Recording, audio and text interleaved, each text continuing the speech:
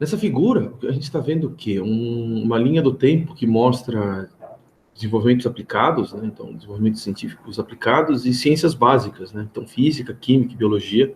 As coisas que estão aqui antes do 1800 são todas avanços de ciência, tanto básica quanto aplicada, que tem pouca aleatoriedade associada a elas, né? Então, tem um pouco da aleatoriedade do erro de medida, né? Então, trabalhar com um relógio ali, então você está querendo fazer um relógio bem preciso, então tem que acertar as engrenagens e fazer os pêndulos com o tamanho certo, mecânica clássica, trabalhar com a primeira lei de Newton, você tem que desconsiderar alguns fatores e fazer boas medições que acertem bem a massa e que acertem bem a força, mas são coisas que não existem muita variabilidade associada, são coisas que você não precisa de estatística, dessas mais complicadas, dessas que a gente está vendo aqui, para conseguir trabalhar. Mas a partir dos 1800, com estudo de biologia, estudos de evolução, começaram a surgir esses problemas complicados, né? Que, na verdade, eles têm muito ruído associado, eles têm muita variabilidade associada, e começa a ter muitos fatores influenciando o seu fenômeno. E a estatística era fundamental para o desenvolvimento desse tipo de ciência.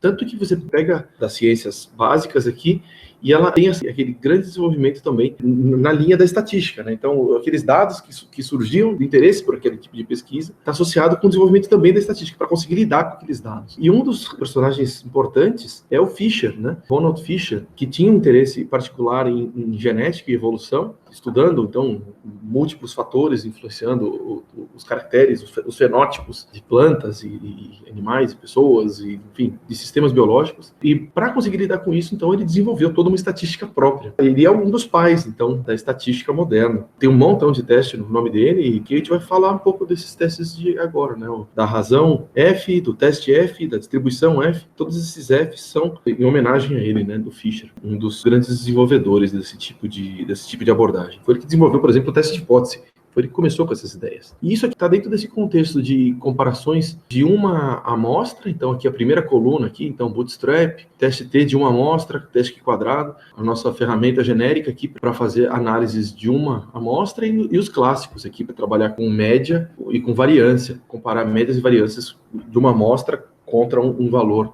pré-estabelecido populacional, por exemplo, um parâmetro populacional. Então, para avaliar o pertencimento àquela população ou não, né? Então, isso aqui para uma amostra, depois a gente viu na aula anterior, esses métodos para trabalhar com duas amostras. Será que essas duas amostras vieram da mesma população ou de populações diferentes? E para isso a gente usa a nossa chave mestra para trabalhar com diferentes estatísticas, que é a permutação, e tem a parte aplicada a essas estatísticas clássicas, né? Então, de média e variância, em que você pode usar o teste T de duas amostras, e aqui o teste F, né, que é o tema dessa aula de hoje. Uma das coisas que a gente vai tratar hoje. Então, o teste F, eu vou inspirar ele no mesmo problema que a gente lidou quando falou de comparação de variância de uma amostra. Vai trabalhar com o mesmo exemplo, o exemplo dos parafusos, né, do tamanho dos parafusos, da variabilidade dos parafusos, pensando num exemplo em que existem dois métodos de desenvolver esses parafusos. Uma empresa quer comprar um desses métodos, um desses maquinários para fazer parafusos, mas ele quer comprar aquele maquinário que produz parafusos menos variáveis, né? Então, quer bastante precisão na produção. E para isso a gente vai usar, então, essas estatísticas desenvolvidas pelo Fisher, né? Então, razão F, teste F e distribuição F. A razão F é uma razão de duas variâncias. Então, se a gente está querendo comparar contra uma variância igual, né? Então, imaginar que as duas variâncias são iguais, o que você tem que fazer é pegar a variância da amostra que vem de cada população e dividir uma pela outra, tá? Se der 1, ou ao redor do 1, você teria uma evidência de que aquilo provavelmente tem a mesma variância, né? A distribuição F é a distribuição dessas razões de variância, que se ajustam a funções como essas, né? Então, é uma família de funções que, quando você muda os parâmetros, tem dois parâmetros para mudar, que são o grau de liberdade do numerador e do denominador, você ajusta a distribuição dessas razões, tá? E o teste F é o teste que usa essa propriedade, tá? Vamos olhar cada uma dessas histórias com calma aqui, que vai ficar bem claro. O exemplo é aquele, né? Então, de que a gente está trabalhando com o comprimento de parafusos produzidos pelas máquinas 1 e 2. Tá? Então, aqui está o da máquina 1, que é a população 1, que eu coloquei em vermelho. Eu coloquei uma outra população que é coladinha, que tem a mesma média, mesmo desvio padrão, que está em azul. Então, tem a vermelha e a azul, elas são idênticas aqui. Então, a gente tem duas populações iguais, com os mesmos parâmetros, os mesmos valores de parâmetro de média e desvio. E a gente tem aqui, vamos trabalhar com duas amostras, né? Então, o número de parafusos que a gente tirou da população 1 foram 10. e da amostra 2 foram 15. A gente tem 2 amostras aí, cada um com tamanho. E a gente vai gerar a nossa razão F. Então, a gente faz múltiplas amostragens. Para cada vez que a gente faz esse procedimento, a gente seleciona uma amostra, então, com esses tamanhos que estão colocados ali, e depois a gente faz essa razão F, que é a variância de uma dividida pela variância da outra. A gente fez isso aqui 10 mil vezes, então aqui está a distribuição empírica dessas razões F. Tá? Então, o centro dela, o centro de massa, a média, é 1. Né? E tem uma variabilidade ao redor disso. Tá? Uma variabilidade que segue essa distribuição assimétrica aqui, que chama de distribuição F. Ela é assimétrica para esses graus de liberdade aqui. Então, por exemplo, eu coloquei grau de liberdade 9 no numerador e grau de liberdade 14 no denominador, que estão associados aos N's, né? O N1 é 10, né? E a gente colocou a amostra 1 no numerador, então é só o N menos 1. E o N2, o denominador, tem 15 elementos, então o grau de liberdade é 14. Essa distribuição empírica adere muito bem a essa distribuição, a essa função F com esses graus de liberdade. E aqui estão colocados vários desenhos dessas funções densidade de probabilidade F com diferentes graus de liberdade. Aqui estou colocando um no numerador e um no denominador, você tem essa curva em vermelho. E quando você aumenta os N's, tanto no numerador quanto no denominador, você tem essa cinza aqui, que ela aparece muito como a gaussiana. Para razões de variância, também vale o teorema central do limite. Então, se você tem um N gigante, a sua distribuição das estatísticas vai se aproximar a uma gaussiana. Só que isso acontece com N's gigantes. Com N's baixos, você vê essas curvas com formatos diferentes. Tá? E é o exemplo dessa nossa aqui, para esse caso empírico que a gente fez aqui, a distribuição das razões de variância desse caso empírico aqui, então, que deu bem assimétrico, né? Dá para ver. Beleza, então agora a gente já tem a distribuição, a gente já viu a razão, e agora vamos mostrar o teste, como que é esse teste F, né?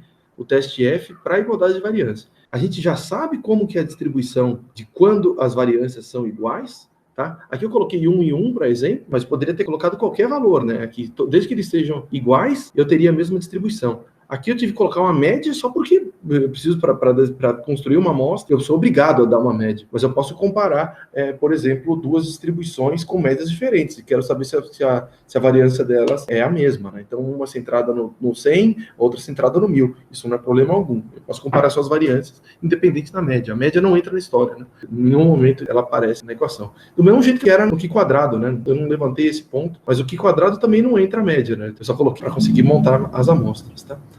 Então vamos lá, temos a nossa distribuição, temos a nossa razão F, né, que é a nossa estatística de interesse, e vamos usar esse teste F para avaliar se uma distribuição qualquer, então uma razão da variância de duas amostras, ela cai dentro da nossa área de aceitação de uma hipótese nula. Né? Então vamos só estruturar o que é esse exemplo. Então tem o maquinário 1, produziu 10 parafusos com desvio 0,9 micrômetros. Já o maquinário 2 produziu 15 parafusos com desvio padrão 0,8 micrômetros. É possível rejeitar a H0 de que os maquinários geram parafusos com a mesma variabilidade? Então ele já está dando a H0 para a gente, né?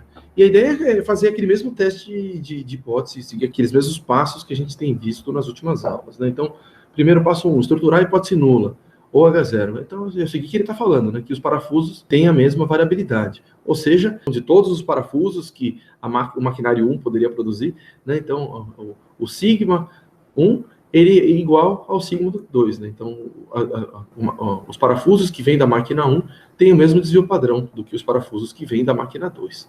Tá? E que é a mesma coisa, que apresentar isso dessa forma, né? Que aqui já está deixando claro, ó, a gente vai usar essa estatística F, né? Então, aqui botando o sigma do 1 dividido pelo sigma do 2, e ele está falando que essa razão dá 1, né? Então, eles são iguais. Tá? E essa é a hipótese nula, que é o passo 1 aqui. O passo 2, estruturar alternativo, que é só complementar disso, né, babinha, que a razão entre elas é diferente de 1. Aí, passo 3, estruturar a distribuição regida pela H0. Ou seja, desenhar a nossa distribuição F, né? Então, a gente já sabe que ela tende a ter uma cara assimétrica, né? Então, seria, fazendo na mão, aí seria desenhar uma distribuiçãozinha assimétrica do jeito que a gente tinha visto no outro caso, desenhar essa linha vermelha lá, por exemplo. Tá? Eu vou colocar aqui, fazer isso aqui no R, bem bonitinho, né? Eu quero fazer uma distribuição F, né? Por isso, DF, no mesmo caminho que a gente estava fazendo, o dnorm, né? Função densidade de probabilidade da normal, ou o dt, função densidade da distribuição T, aqui a gente vai fazer a da df, né, função densidade da distribuição F. Para alguns valores de x que eu estou interessado, tá, esses valores de x são sempre positivos e maiores do que zero. Né? Como está colocando variância, A gente está construindo está colocando variância em cima e variância embaixo, né? Ou seja, desvio padrão já só pode ser positivo, né? Então você está elevando ao quadrado ainda. Então você está fazendo uma razão de dois valores positivos. Ou seja, nunca pode ser negativo. Você nunca vai conseguir gerar uma razão que é menor do que zero, né? Não existe isso. E daí você tem que desenhar essa distribuição colocando os valores de x, né? Então, você põe os valores de x, você tem interesse ali, coloca um intervalo largo, depois você pode diminuir, né? Para conseguir ter o formato da curva bem colocadinho, mas sempre positivos. E daí você coloca os dois valores, os dois graus de liberdade, né? Referentes aos tamanhos das amostras que você está usando para fazer o teste, o 9 e o 14. Tá? Desenhamos a distribuição, então a gente já tem aqui o passo 3 feito. Passo 4 é identificar as regiões em que aceita ou rejeita. Para isso, a gente tem que definir um alfa. E esse alfa a gente tem que repartir, colocar 2,5 para cá e 2,5 para lá. Então, vai ser uma área de rejeição em que os valores de F são bem pequenininhos, ou seja, são os casos em que o denominador é gigante, certo? Que a variância que veio de baixo é gigante, ou seja, vai dar um valor perto de zero. E os outros 2,5 seriam quando o numerador é gigante em relação ao denominador, né? Então vai dar número grandão. Tá? E a gente define, então, quais são os limites disso. A gente pode procurar, tem a tabela F, é só buscar na internet, escreve lá, tabela F, você vai achar. Aqui seria uma tabela F bicaudal, em que soma 5%, né? Então seria procurar isso, tem vários tipos na internet. Só que a gente não vai usar a tabela F, não faz sentido a gente ficar procurando isso no papel. É muito melhor a gente usar a ferramenta que a gente está trabalhando aqui corriqueiramente, que é o R mesmo. Então, me fala qual é o valor de F, né? Então, qual que é o quantio de uma distribuição F associada a essas probabilidades de 2,5% e 97,5%. É o QF, do mesmo jeito que tinha o Q-norm, o QT, né? Então, para informar qual que é o F correspondente a essas probabilidades. 2,5% 97,5%, né? Para limitar os 95% no meio, 95% no meio, colocando de novo os graus de liberdade. Daí dá para a gente lá os valores, 0,26 e 3,2 ali. Né? Temos aqui os nossos limites. E agora é só desenhar. Aqui é a área de aceitação, então valores que estão próximos do 1 aqui, mas dentro desse intervalo, a gente aceita a H0. Né? Então a gente aceita que as amostras vieram de populações que têm desvio padrão igual. E para fora disso a gente rejeita. O 0,26 é o limite para começar a falar que a variabilidade do de cima é pequena, né? E aqui, quando a variabilidade de cima é alta, a variabilidade do numerador é alta. Então temos isso aí. Agora, o último passo, né? Que é só ver aonde caiu o nosso F. Então vamos finalmente olhar para a nossa amostra. A gente sabe que ela tem desvio padrão 0,9 e 0,8. A gente tem que fazer esse teste com a variância, né? Então, o nosso F observado, então, é a variância da amostra da população 1 dividido pela variância da amostra da população 2. Então, só fez a divisão do ponto 81 pelo ponto 64, temos lá 1,27. E a gente olha onde caiu esse ponto 1,27.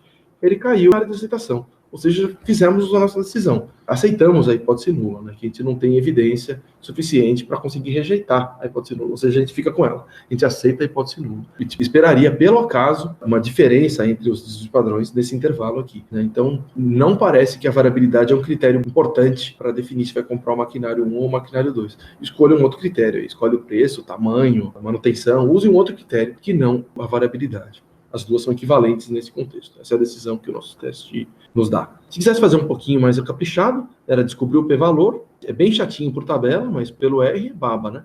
É só falar, me fala qual que é a probabilidade associada ao F.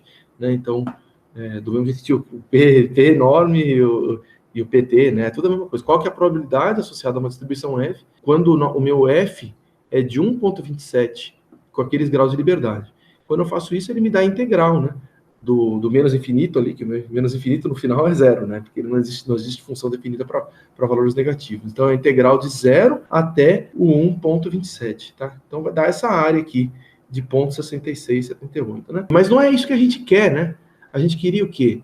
A gente queria essa área que está para depois e essa mesma área para o lado de cá, né? Porque é um teste bicaudal. Então, a gente quer pegar essa probabilidade que está desse lado aqui e multiplicar por 2, né? Que seria referente a esse lado e esse lado aqui. Então, a gente tem que pegar isso aqui, subtrair 1, pegar o complementar dele. Então, a gente pegaria a integral desse pedaço, certo? E multiplicar por 2. Ou seja, 1 menos 1 menos o ponto 66, que dá 1,33, né? Mais ou menos. E multiplica por 2. Dá também 1,66 aqui, mas agora o ponto 66 certo, né? E estamos aí com o nosso p-valor, conseguimos computar. Esse é o jeito na mão. né? E como praxe, a gente vai fazer também usando o R, usando as funções nativas do R. Para fazer, usando a função nativa do R, que faz teste de variância, o var teste é o nome da função, você tem que ter os dados. Eu vou gerar aqui duas amostras que vão ter exatamente aqueles desvios padrões que estão lá. Eu tenho que botar alguma média, né? Não tem jeito. Então, se eu não botar nada, vai ser zero, né? Vai ser zero, ou vai ser o valor que aparece, aqui fazendo vai ser zero, né? Poderia, só colocando 0,8 vezes o scale, então daria exatamente zero. Tá, eu só estou botando 1000, porque eu estou querendo fazer um exemplo dos parafusos. Enfim, é só uma questão técnica desse exemplo nosso. Então, só estou produzindo as duas amostras com aquele N, vindo de uma distribuição normal. Cada amostra dessa vai ter exatamente a média 1000 e exatamente o desvio padrão listado aqui, 0,9 e 0,8. E temos aí as nossas amostras. Seria só jogar nessa ferramentinha, o var teste. Só tem um detalhe. Como eu dei no exemplo lá, ela funciona para distribuições normais, né? A gente vai ver que se colocar uma coisa que não é normal, dá chabu. Tá? Mas, então, o primeiro passo é avaliar se isso veio de uma distribuição normal. Aqui a gente sabe que veio, né? Simulou ela com uma distribuição normal. Então, vai passar. Mas o dado real, né? Então, se você estivesse no mundo real, você teria as suas medidas, né? Então, você teria seu conjunto de medidas que você vai importar para o R e vai aplicar o teste. Né? Daí você tem que avaliar se você tem evidência suficiente para ver se você consegue rejeitar a hipótese nula de que cada uma dessas amostras veio de uma população normal. Se rejeitou, né? Ou seja, deu um p-valor baixinho aqui, com Ws baixinhos também, uma normal ela sempre fica com W perto do 1. Então, aqui a gente tem toda a evidência de que veio de uma distribuição normal mesmo. Os W são altos e os p-valores são maiores do que 0,05. E os n's não são ridiculamente pequenos. Eles são pequenos, mas não é o ideal trabalhar com n baixo, né? Porque esse teste de Shapiro-Wilk ele não tem poder para rejeitar a hipótese nula quando o n é muito baixo. O poder também vale para o Shapiro-Wilk. Enfim, revisando coisas que a gente já falou antes. Então vamos lá, vamos trabalhar com essa var teste. E depois que passou pelos testes de normalidade, a gente só joga lá na funçãozinha nativa. Então var teste, var.teste, né? Então coloca a amostra 1, a amostra 2, fala que a razão contra o que você está testando é 1, né? Então aqui seria como se fosse o nosso mi da hipótese nula, aqui é a razão da hipótese nula, né? A razão deles é 1, e a nossa alternativa é bicaudal, né? Então tem dois jeitos de rejeitar a hipótese nula, tanto do lado com razões pequenininhas, quanto com razões grandes. E daí quando você faz isso aqui, ele vai gerar um teste F para comparar duas variâncias, com uma hipótese alternativa de que a razão das variâncias populacional, né, a razão verdadeira, né, seria a razão populacional, não é igual a 1. Então, ele só está informando que tipo de hipótese alternativa que ele está testando. E daí ele está falando que faz esse teste T com essa hipótese alternativa, dá aquele F de 1,27, bateu com o que a gente tinha feito, né? Então, deu a mesma coisa, 1,27, e com um grau de liberdade no numerador 9, no denominador 14, e um p-valor de 0,6383, né, batendo bem bonitinho que a gente já tinha visto. Então, é exatamente esse teste que o R estava fazendo quando você dá o var teste. Tá? E você vai falar, poxa, mas eu tenho que colocar a amostra 1, a amostra 2 nessa ordem? E se eu botar a amostra 2, a amostra 1? Faz diferença? Sim e não. Primeiro faz diferença porque você, olha só, o valor F que você obtém é outro, tá? E o grau de liberdade também é outro. Né? Então, o grau de liberdade do numerador agora é 14, e do denominador é 9. Né? Mas, quando você faz essa função aqui, a função F, função densidade de probabilidade, com esses graus de liberdade, e olha esse F, você consegue um p-valor bicaudal que é igual ao outro. Né? Ou seja, é diferente, mas no final dá o mesmo resultado. Então, não importa se você coloca no numerador ou no denominador. Né? Então, são dois caminhos de resolver esse problema de igualdade de variância, colocando a amostra 1 no numerador ou a amostra 1 no denominador, né? E dá na mesma. A gente já tinha visto um var teste, né? Aqui a gente viu agora um var teste, que é uma função nativa do R, ou seja, você não precisa instalar nada, mas o que a gente viu na semana passada, no teste quadrado para análise de variância, era um var teste que escrevia de um outro jeito, né? É um var teste sem o ponto no meio e com o T maiúsculo, né? Isso daí é de um pacote que você tem que fazer o download, você tem que instalar. Né, você tem que instalar esse pacote envstats, né, e depois na hora que você vai usar, você tem que escrever lá, library envstats, né, daí ele libera essa função para você usar. O R não tem de fábrica um teste para fazer comparação de variâncias de uma amostra, uma dada variância populacional, ele não tem um teste de fábrica com isso. Né, ele tem para duas, né, que é o var teste. Mas enfim, é só um você tem que baixar e o outro você não tem. Só para dar atenção aqui que são dois testes distintos. Tá? E Vamos lá, viu que funciona muito bem, que adere, quando você coloca lá duas distribuições que têm exatamente o mesmo desvio padrão, adere a uma distribuição F, mas daí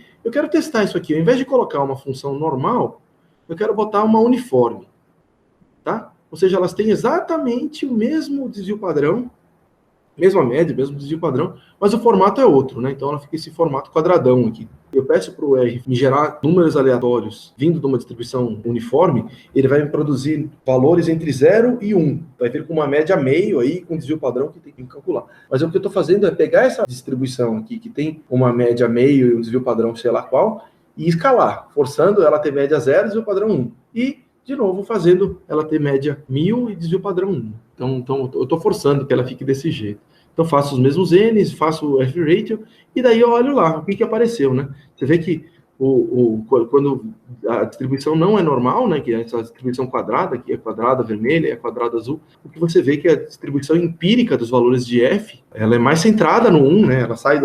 Ela não cola na função F. Ou seja, para fazer um teste F, de novo, tem a premissa de que você tem que lidar com distribuições normais, né? Então, por isso que tem lá o nosso Shapiro-Wilk, tem que ter o Shapiro-Wilk testando e tem que ter um N grande o suficiente para conseguir avaliar se é normal mesmo. Porque se não for normal, você está fazendo um teste que não passou pela premissa, né? Então, você está falando bobagem, você está dando um valor de probabilidade ali que não representa nada. Elas não vieram daquela distribuição para qual esse teste foi desenhado e funciona. Então, a gente não pode usar o teste F para populações que não vêm de uma distribuição normal. Mas ainda bem que tem os testes por reamostragem, né? E daí você faz o quê? Faz uma permutação simples, né? Do mesmo jeito que a gente tinha feito para a média, agora a gente faz para a razão de variâncias. Então, primeiro a gente tem que representar, o jeito mais fácil é representar nesses dois vetores, né? Um vetor de medidas e um vetor de grupos, que fica até fácil de fazer um plotzinho, né? Então, me ploto o x pelo o grupos pelas medidas, plot grupos, medidas, né? E daí ele me gera aqui, então, os 10 pontinhos, centrados no 1000, com desvio padrão 1, com desvio padrão 0,9, e os 15 pontinhos centrados no 1000, com desvio padrão 0,8, né? Então, temos aí nossa dispersão no XY. E daí a gente olha qual que é a razão de variância de fato. O que a gente enxergou na nossa amostra, né? Então, você pega a variância das medidas do grupo 1 e divide pela variância das medidas do grupo 2. E daí temos lá 1,27, que a gente já tinha visto, é o mesmo exemplo, né? E agora a gente faz a permutação. Gera uma distribuição nula dessa razão de variâncias por permutação. Então, quero salvar esses valores permutados, né? As razões de variância permutadas num vetor. Defini o vetor, botei num loop com 10 mil permutações, né, que vai rodar 10 mil permutações, e redefino o meu vetor de grupos, né? Então eu pego o meu vetor de grupos e embaralho, né? Ou seja, eu faço uma amostragem dos grupos com o mesmo tamanho que tem o meu vetor de grupos, sem reposição, né? Então isso é embaralhar, né? Então meus grupos permutados estão aqui, e daí eu faço a minha razão de variâncias permutadas. Ou seja, é a variância das minhas medidas que caíram com o label de grupo 1 na minha permutação, dividido pela variância das medidas que caíram no grupo 2 de permutação.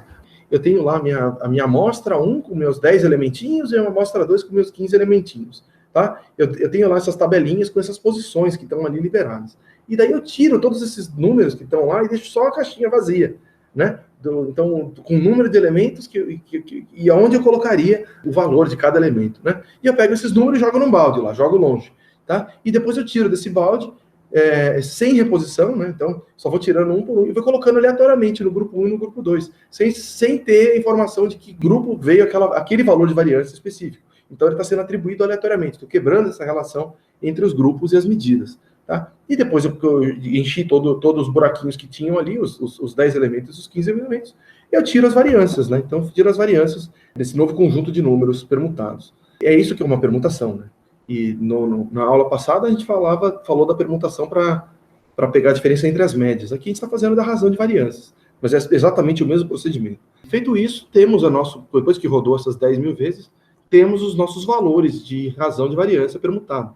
E a gente pode fazer um histograma. Produzimos uma distribuição de valores de F gerada pela hipótese nula, aqui gerada por permutação, então que vai representar a nossa distribuição de valores F regida pela hipótese nula. Pode ter valor menor do que 1, pode ter valor maior do que 1, é centrado no 1, né? Então a média dessa distribuição é o 1, o centro de massa dessa distribuição é o 1, e a gente olha aonde que o nosso 1.2 caiu nessa distribuição. tá? Então ele caiu aqui. Então você consegue estimar uma medida de probabilidade. Você olha aqui quantos valores ao acaso de f gerados por essa permutação, quantos que eles são maiores do que 1,27. E depois só multiplica por 2. O p-valor é 2 vezes a proporção de elementos maior do que minha razão de variâncias, né? Então, razão de variâncias permutado é um vetor gigante com um monte de valor de variância colocado ali, né? Esses valores estão colocados ali. Eu só vejo o que é maior do que aquela razão de variâncias de fato, do 1,7. Ele vai dar um monte de true e false, né? E true é 1, false é 0, tira a média desse monte de 1 e 0 e chegou nessa probabilidade desse lado de cá. Tá? É só multiplicar por 2, porque imaginar que tem uma outra probabilidade exatamente igual colocada ali. Afinal, é um teste bicaudal, né? Então, você está vendo se as variâncias são diferentes. Podia ter caído para um lado ou para o outro. Tá? E daí tem o nosso p-valor, que deu 0,55 aqui nesse caso. Tá? Então, a gente conseguiu resolver tanto na mão, quanto pela função nativa do R, quanto por métodos de reamostragem, usando permutação, no caso. Então, só fechando aqui, fazendo o paralelo com o da aula anterior, né, que a gente falou de comparação de médias de duas amostras diferentes, que agora é a comparação de variâncias de duas amostras diferentes. Então, a gente vai fazer isso pelo método clássico, que é o teste F, ou pelo método moderno, bacana, que usa toda a informação que tem na nossa amostra, que é a permutação. O do clássico tem essa premissa de vir de uma distribuição normal. Se colocou alguma coisa lá que não veio de uma distribuição normal, tá falando bobagem, vai ter problema, tá? Vai falar bobagem. O segundo elemento é que a distribuição de razão de variância é aproximada pela função f, né? Então, pela função densidade de probabilidade f, com os graus de liberdade do numerador e do denominador, né? Uma função que já está colocada e implementada no R, ou você consegue acessar essa distribuição de probabilidades pegando a tabela na internet. Finalmente, você compara essa distribuição de probabilidade regida pela hipótese nula, né, que é da tabela F, então, é uma tabela que foi construída, o acaso, quando as razões de variância são iguais. Então, você compara essa distribuição com a razão de variâncias que você tem na sua amostra, né, e calcula lá a sua probabilidade. Se for maior do que o 0,5, aceita a hipótese nula, se for menor, você rejeita a sua hipótese nula. Então, esse é o jeito que se faz no F. Por permutação, a gente não tem essa premissa, né? Então, é um teste não paramétrico. Você usa a informação da distribuição do jeito que você tem nos seus dados, é um teste não paramétrico, não tem essa premissa de normalidade. Aí, então, só explicando o procedimento, né? O identificador dos grupos é atribuído aleatoriamente às medidas, e é gerada uma distribuição de razão de variância a partir dos elementos da amostra, né, permutados, comparando, então, a distribuição de razões regida pela hipótese nula, produzida pela permutação. Né? Então, você compara essa distribuição com a razão de variâncias das duas amostras. E calcula o seu p-valor, o caminho é parecido. Né? A gente falou bastante já de vários testes paramétricos. A gente falou do teste T, né, de 1 a 2 amostras, o teste F agora, o teste Q quadrado, em 2 aulas atrás. Tá? Todos esses testes são chamados paramétricos, baseados nessa premissa de que a distribuição da população é normal, né? Ou das populações, né? Então, o teste T de uma amostra e o teste Q quadrado é para comparar com uma população só, né? E o teste F ou o teste T de 2 amostras é para trabalhar com duas, né? 2 populações. Mas então, que você sempre está assumindo que as suas amostras vieram de populações que são normais. Essa é a premissa. Mas se as amostras forem muito, muito grandes, os testes paramétricos ainda vão ser robustos, porque pelo teorema central do limite, quando você coloca lá n gigante, né, você tende a gerar uma distribuição dessa estatística que segue uma distribuição normal. Né? Então, mesmo quando sua população não é normal, mas quando você trabalha com um n imenso, a sua distribuição das médias, a distribuição das razões de variância, a sua distribuição Q quadrado, no final ela vai tender a uma normal. Mas grande quanto? Quando que você vai ter certeza? Você quer saber se você está fazendo a coisa certa. E eu não gosto de usar os testes paramétricos por causa disso, né? Porque eu nunca tenho certeza de onde veio, então eu prefiro trabalhar com os não paramétricos. É uma boa usar os testes não paramétricos, né? E eles devem ser usados obrigatoriamente quando seus dados não seguem distribuição normal, junto com uma amostra pequena, ou se existem outliers, né? Essas coisas importam. E uma outra razão bem razoável, uma outra possibilidade de usar teste não paramétrico, que você fala, eu não quero me preocupar com isso, tá? Eu quero só usar um teste não paramétrico. Você pode usar um teste não paramétrico por essa razão, tá? Principalmente esses testes não paramétricos do tipo bootstrap e permutação, porque eles são muito bons. Eles usam toda a informação que tem no seu dado, né? Então, moderno, bacana, usa toda a informação que tem no seu dado. O único ponto negativo dele é que ele exige um computador. Você tem que saber fazer um loopzinho aí, ou alguém tem que montar esse programa para você. Então, ou tem que achar algum software que faz isso de forma simples. O faz não errei, já passou todos os scripts aí, é facinho. Só chave mestra para comparar amostras quando você tem uma amostra, para comparar com um parâmetro de uma distribuição nula qualquer aí, o bootstrap, ou permutação, né, que você só joga ao acaso as suas medidas de um lado ou do outro, e você compara a distribuição gerada pela permutação com as estatísticas da sua amostra, vendo se seria vindo do acaso ou não. Esses métodos que a gente já está usando.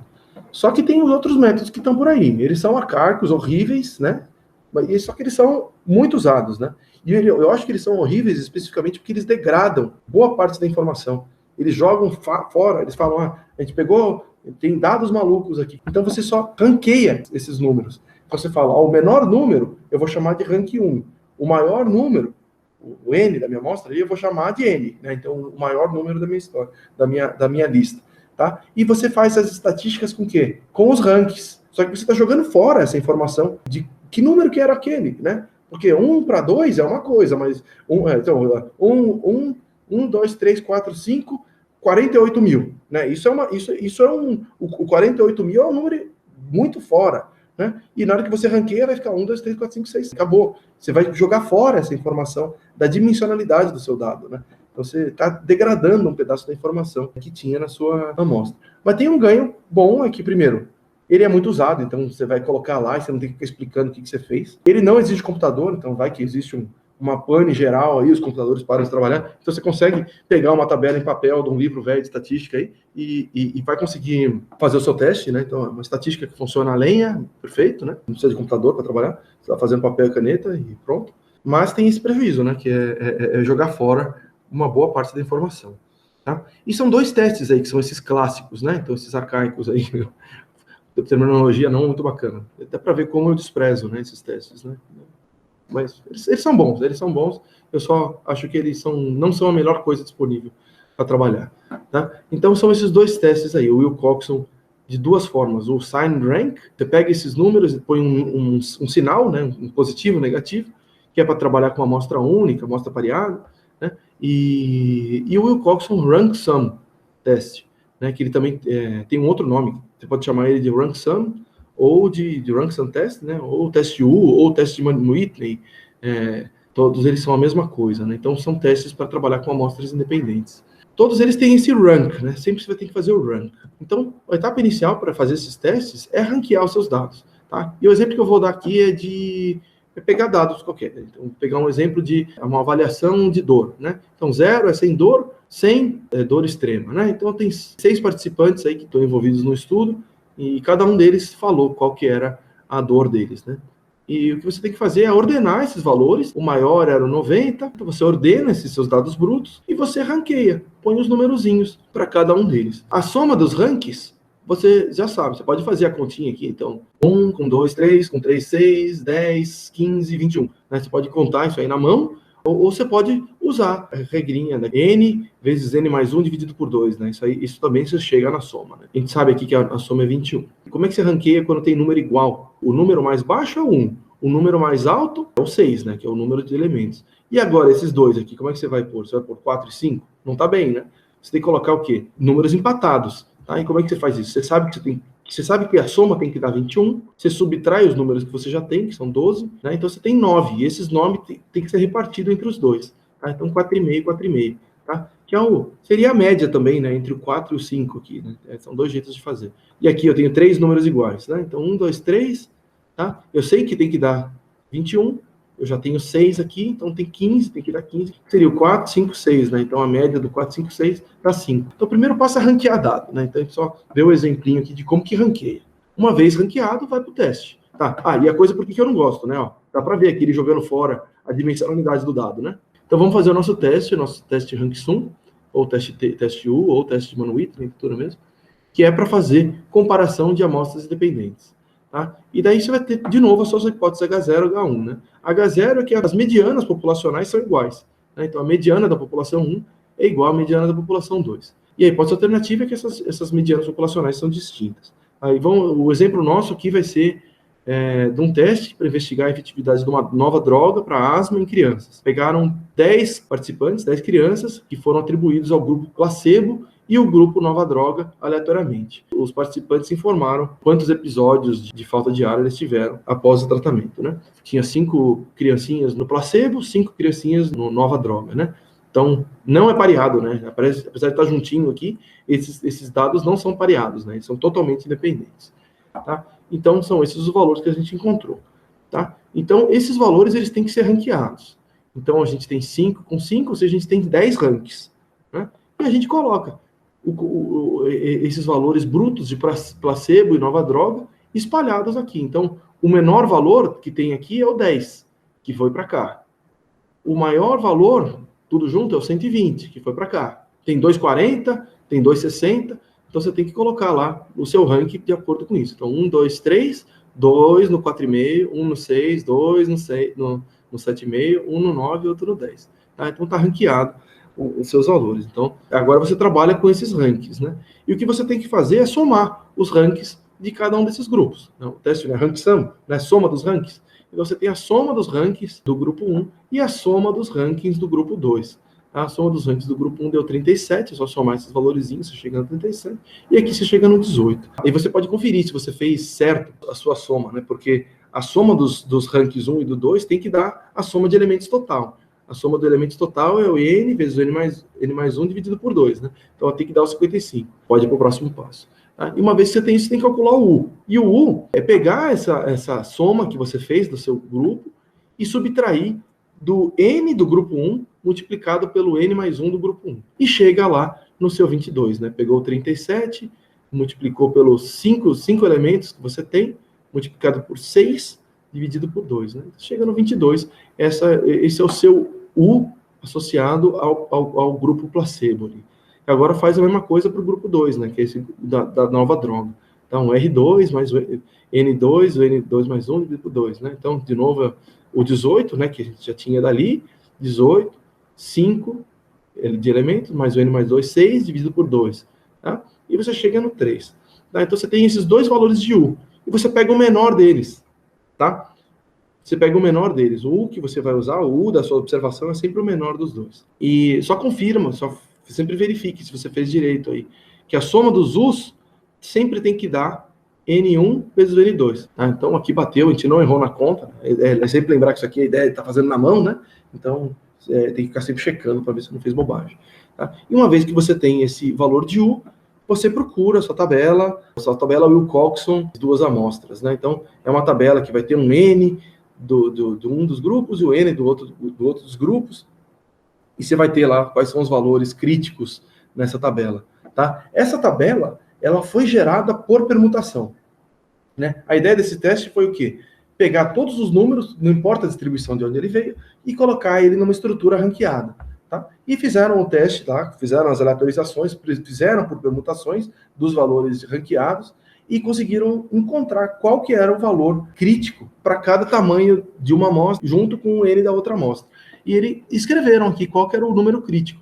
E você compara o seu U observado com o seu U crítico. E aqui, no caso, a nossa observação é maior do que o U crítico, ou seja, a gente aceita H0, né? Então, no caso aqui, o placebo e a droga não tem diferença, né? Então, as medianas são iguais. E só para entender um pouco da lógica de como que funciona esse U, né? Então, vamos pegar um outro exemplo aqui. A nova droga, tudo reduzindo o número de crises, né, de asma, e o placebo deixando os valores mais altos, né? Aqui seria um caso extremo, né? Então, que a gente espera que tenha diferença, né?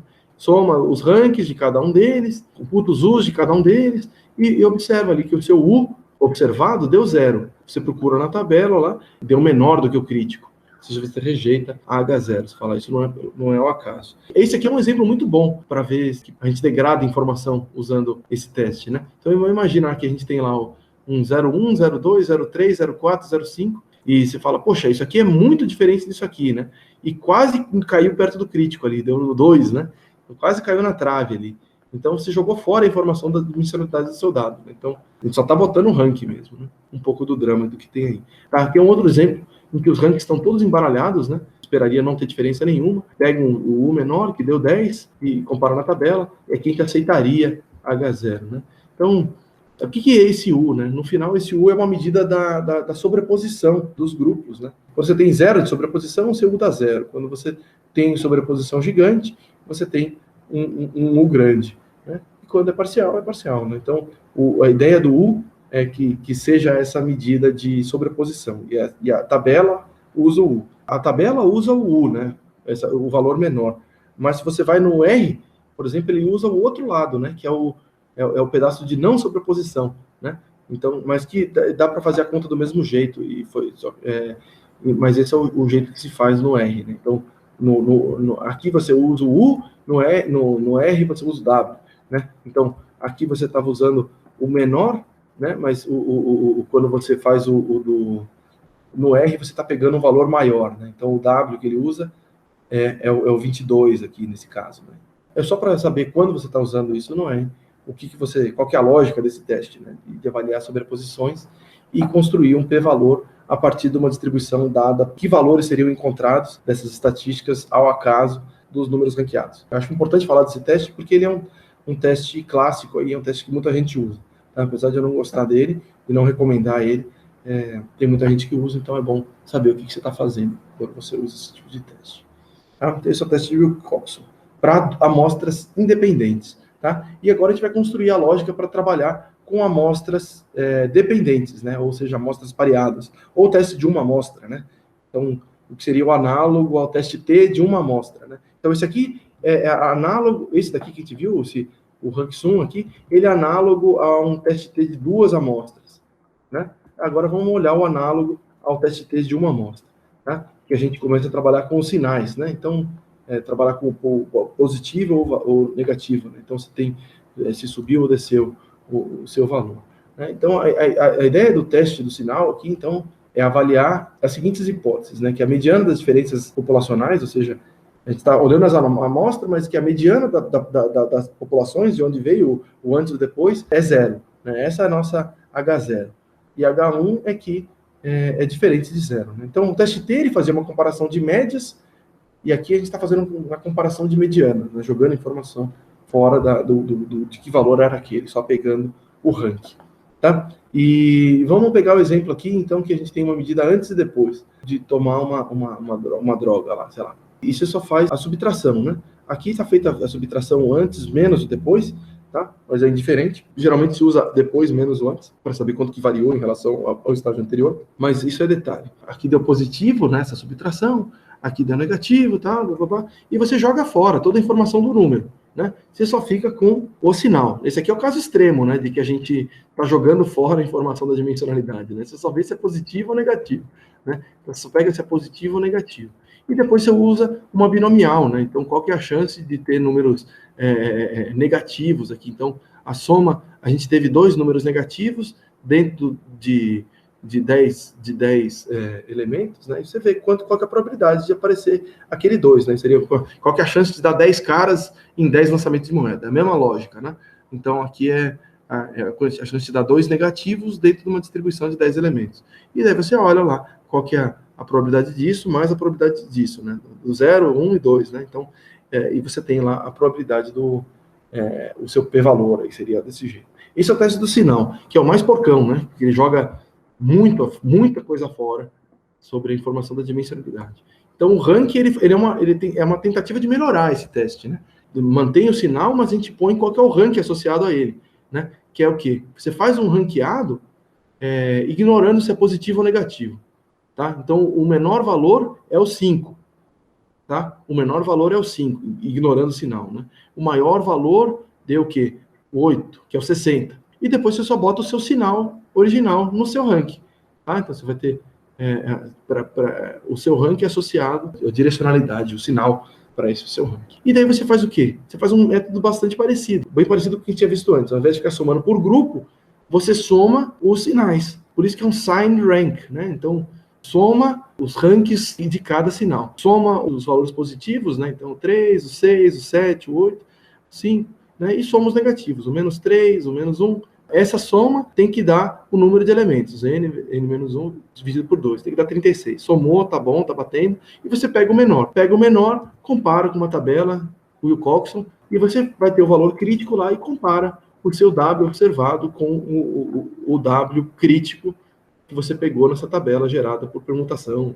No nosso caso ali, o crítico era 6, né? A gente teve uma observação de 4, ou seja, não chegou lá, ou seja, a gente aceita H0. Né? Então, parece que essa variação que foi dada aqui, do antes e depois, seria esperada pelo acaso. E você poderia fazer também pelo R, né?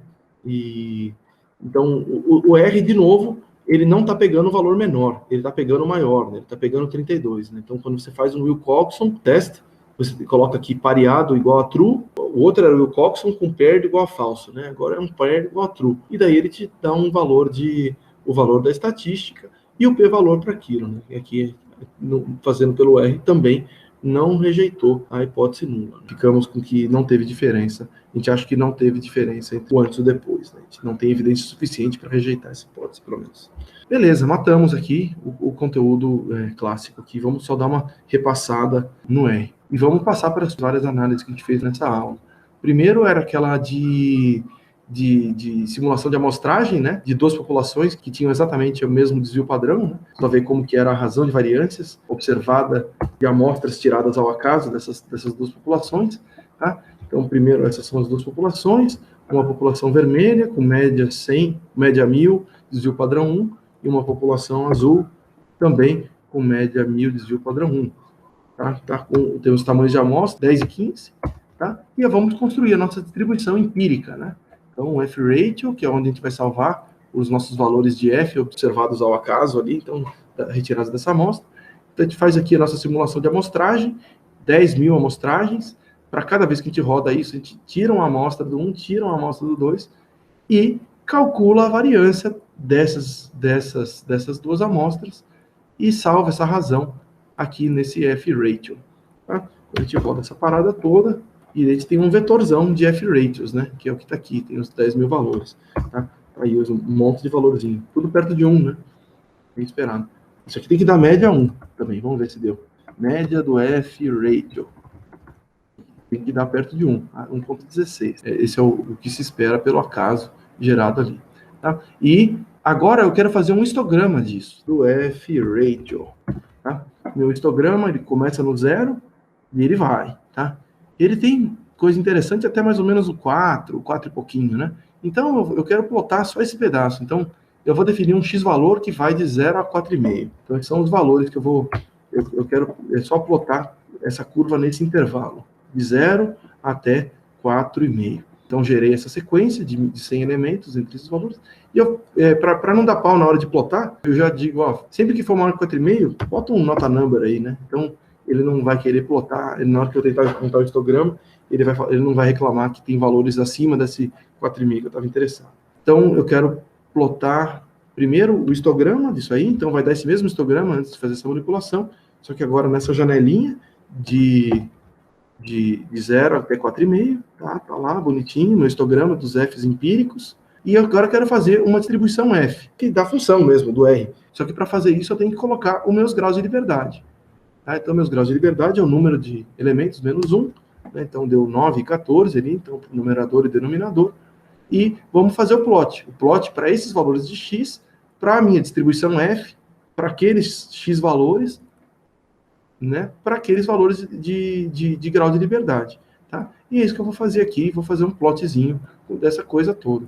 Então tá o histograma das distribuições e o ajuste da função F, que cai bem em cima, né? Bem bonitinho mesmo. E aqui só vou botar o nomezinho, né? Então é uma distribuição F, função densidade de probabilidade F, o grau de liberdade do numerador 9 e o grau de liberdade do numerador 14. Tá? Aqui só se liga nos nomes, né? Que df é o nome da função para fazer a distribuição F, do mesmo jeito que o dnorm, o dt, o dq square, né?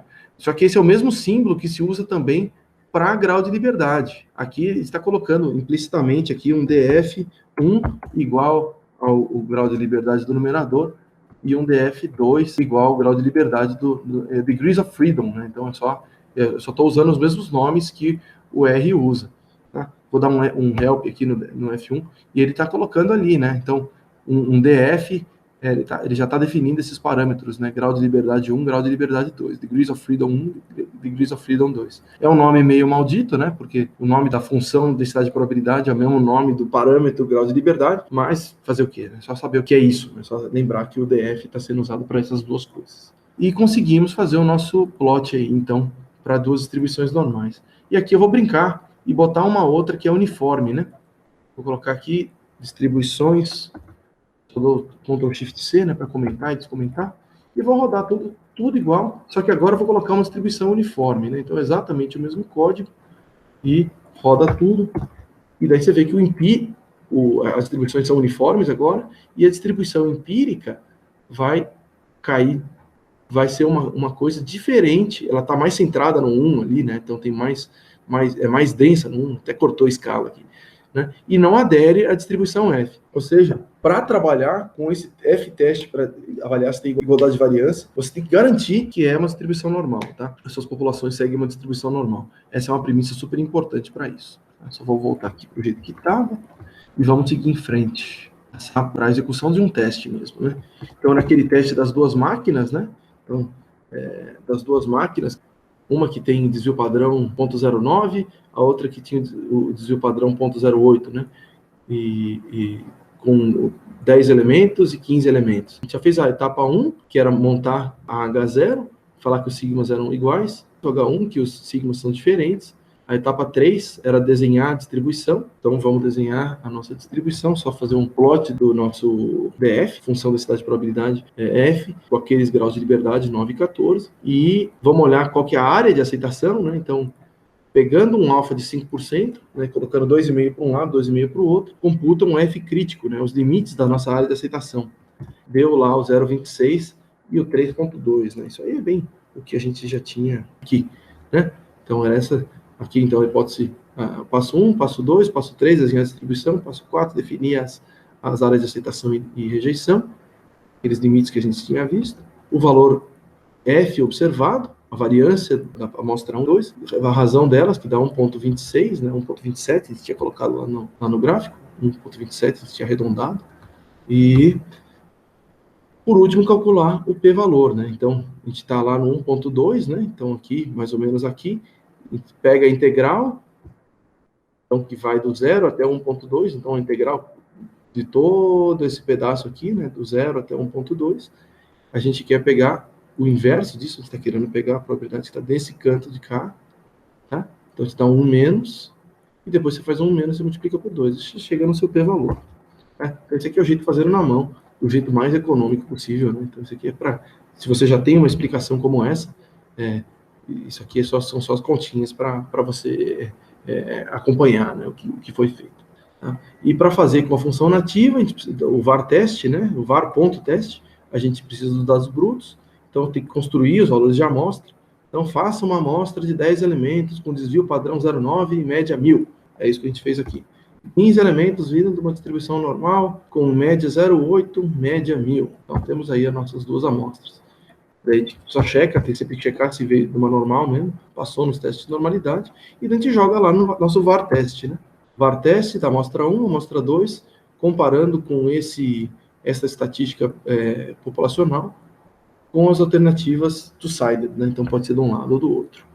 Tá? E daí a gente tem lá 1,27 com grau de liberdade 9 e 14, com p-valor 0,66. Exatamente o que a gente tinha encontrado quando tinha feito na mão. Né? P-valor, o F, né? Então tá batendo tudo. E se fizesse do outro jeito, né? Colocasse amostra 2, amostra 1, dá igual p-valor, apesar do F e os graus de liberdade ficarem todos trocados, aí, todos diferentes. Uma outra coisa que ele gera aqui, quando você roda isso, vou rodar o de cima. Quando ele roda de cima, né, então que deu esse F de 1,27, é que ele gera, primeiro, um intervalo de confiança do seu F. É sempre lembrar, né, qual é o intervalo de confiança. É um intervalo que inclui o seu parâmetro populacional numa certa porcentagem de vezes. Então, o seu intervalo de confiança 95 do F seria de 0,39 até o 4,8, né? Então, se seu parâmetro caísse no meio disso aí, você já faz o seu teste de hipótese no atalho, né? Então, você tem esse intervalo de confiança do F, e se você está comparando um parâmetro populacional 1, né? O 1 caiu entre esses dois valores, ou seja, você vai rejeitar a hipótese nula, né, associada a esse p-valor ao tamanho. Então, só o jeito atalho, né, de usar o intervalo de confiança para fazer teste de hipótese. Só mostrando que ele faz o cálculo tanto da estatística, né, que é a estatística F, que é a razão de variância, e também o intervalo de confiança dessa estatística, que é o que está colocado aqui. Só que isso aqui, então, era só quando veio de uma distribuição normal, né? Vamos botar aqui uma distribuição vamos botar aqui por permutação, né? Vamos começar fazendo com uma distribuição normal mesmo, né? Então, só para ver que vai dar uma distribuição igualzinha essa daqui, bem bonitinho, bem parecido com essa daí, né? Então, opa, mostra 1, não. Mostra 1, né? Ele tem as nossas medidas, eu botei num vetor só, e um vetor de grupos, né? Dá até para fazer o plotzinho do XY ali, né? Então, as minhas 10 medidinhas do grupo 1, minhas 15 medidinhas do grupo 2, um desvio padrão um pouquinho diferente entre os dois, né? É isso que a nossa amostra, é o jeito que a nossa amostra era, né? E vamos computar a nossa estatística amostral, que é a razão de variâncias aqui, que é de 1,26, né? Do mesmo jeito que a gente já tinha visto lá. E vamos fazer a permutação. Vou abrir um pouquinho mais aqui para olhar. Então, quero construir minha razão de variâncias permutado, criar um vetor, criado. E vamos fazer as minhas 10.000 reamostragens, né? Minhas 10.000 permutações. Então, o que eu vou fazer? Pegar o meu vetor de grupos e embaralhar. Ou seja, sample do grupos com tamanho de grupos sem reposição. Tinha meus grupos que eram um monte de 1, depois um monte de 2, e agora eu tenho lá um monte de 1 e um monte de 2 embaralhado, né? Permutei. Eu vou ter o mesmo número de 1s aqui, que é o número de 1s que vai estar aqui, né? Então, vai dar aqui, se você contar quantos grupos permutados que tem o valor exatamente 1. Vai falar 10. E quantos valores permutados tem exatamente o valor 2? 15. Né? Então, a gente manteve o tamanho das nossas amostras, né? De 10 e 15. Então, esse é o jeito que permutou, e depois só pega lá, faz a variância das medidas para esses grupos que receberam o label 1 na minha permutação. E divide, pega essa variância desse grupo e divide pela variância dos que receberam o labelzinho 2, né? E daí eu vou ter minha razão de variância permutada. Roda essa parada, né? E tenho aqui a minha distribuição da minha razão de variâncias permutadas, né? Então, aqui são os valorzinhos que esse negócio assume, tá? E eu consigo computar o p-valor. Aqui é um monte de número, aqui é a razão de variância, que a gente encontrou de fato, né? Então, quando que esse monte de número gerado por permutação é maior do que o que você observou pela comparação das suas amostras, então vai ter um monte de true ou false, né? Então, você faz média desse monte de true ou false, e daí ele dá pau, porque você tem que rodar. Aí você faz a média e deu lá os seus 32%, e só multiplica por 2, e chega no seu p-valor, aqui que deu 0,64, né, nessa simulação. E esse é o nosso p-valor. E eu posso fazer um histograma dessa brincadeirinha também, né? Fazer um histograminha da minha distribuição de Fs permutados, né? Então, essa é a minha distribuição empírica, né? A partir da minha amostra, eu só fiz a reamostragem e construí o meu valor de F, a minha incerteza de F, pela permutação, tá? Então, eu tenho aqui minha distribuição, que também vai ter uma média muito perto de 1, né? Então, você pega aqui minha média da razão de variância permutada, né? Só porque eu tinha uma bobagem aqui, porque eu coloquei os nota number, né, para não dar problema de fazer o gráfico, mas vamos rodar de novo. Vou tirar a média, dá um valor bem perto de 1 ali, né? E monto o meu histograma, aqui deu um pouquinho diferente, né, porque é uma outra letorização, mas o mesmo formato que apareceu antes, tá? Da minha distribuição, da razão de variâncias gerada por permutação, e vou olhar ali onde deu a minha permutação de fato, a minha razão de variâncias de 1,26. Tá? Então, eu desenhei uma linhazinha vermelha em cima desse gráfico aí, e tenho aí o que está associado àquele p-valor, né? O meu p-valor era 0,62, então aqui tem aproximadamente 31% da distribuição. Esse pedaço aqui, à direita da linha vermelha. Então, só peguei esse ponto 31 e multipliquei por 2. Né? Tá, então, mostramos por permutação. Matamos a parte de variação de brincadeiras com variâncias, e agora vamos só usar os testes não paramétricos clássicos, arcaicos, que jogam informação fora. Vamos lá. Brincar com o Coxon, né? Então, limpando tudo, definimos os vetores dos nossos dados, o Wilcoxon teste, né, e dos nossos vetores, das nossas amostras, com paired igual a falso, né, então que falando que os dados não são pareados, né, e daí ele vai rodar o nosso Wilcoxon Rankin Test, né, obter a nossa estatística, o nosso p-valor. A gente não consegue rejeitar a hipótese nula de que as medianas são iguais, né? Então a gente julga que placebo e nova droga são equivalentes. Só para comparar aqui, se eu rodasse um t-test disso aqui, só para ver, tá? Ele também não deu. Tá? O t-test é um desses testes que são super resistentes. Ele é super robusto, apesar de vez em quando, apesar de ele ter a premissa de normalidade, se ele não segue a normal, tá bem também. O t-test é desses testes mais robustos que tem. Então, dá para usar com certa tranquilidade. Se não for muito maluca a sua distribuição bimodal, não sei o quê, dá para usar com certa tranquilidade. Aqui não parecia bimodal, então eu falei, dá para usar. Eles dão a mesma conclusão, né? Os dois, tanto o t-test quanto o Wilcoxon, eles estão aceitando a nula. Tá? Mas geralmente o pessoal fala, olha, o Wilcoxon ele é um teste que não tem muito poder, tá? Então, é um teste... o pessoal até cria alguma coisa, teste paramétrico não funciona bem para encontrar efeitos, você tem que ter uma amostra gigante, muita coisa para conseguir enxergar alguma coisa, né? Essa é uma coisa que surgiu porque esse teste aí, ele joga tanta informação fora, o pessoal criou essa mentalidade de que teste não paramétrico não tem tanto poder, tá? Esse tipo de teste, né? Não bacana. Usa a permutação e o bootstrap, que você vai ter toda a informação que está disponível, então usar todo o poder que você teria acesso mesmo, né? Sem assumir nada. Que pouco poder, isso vale para o Wilcoxon, mas isso não vale para a permutação nem para o Bootstrap, só para dizendo que... Tá? E aqui é o outro teste, né? Que aquele Wilcoxon Signed Rank, o que a gente fez nesse primeiro aqui, é um Wilcoxon Rank Sum, né, para amostras independentes, né? Então, paired igual a falso, então não são dados pareados. E agora eu vou fazer um antes e depois, que são pareados, né? Coloca lá o paired igual a true, ele está rodando o Wilcoxon Signed Rank, mostrando a estatística do teste, o p-valor, de novo, não conseguindo rejeitar a hipótese nula. A gente pode ver esse aqui, se jogar aqui no t-test, né? T-test, antes, menos ou depois, né? Que ele é antes, menos, depois, um teste variado, né?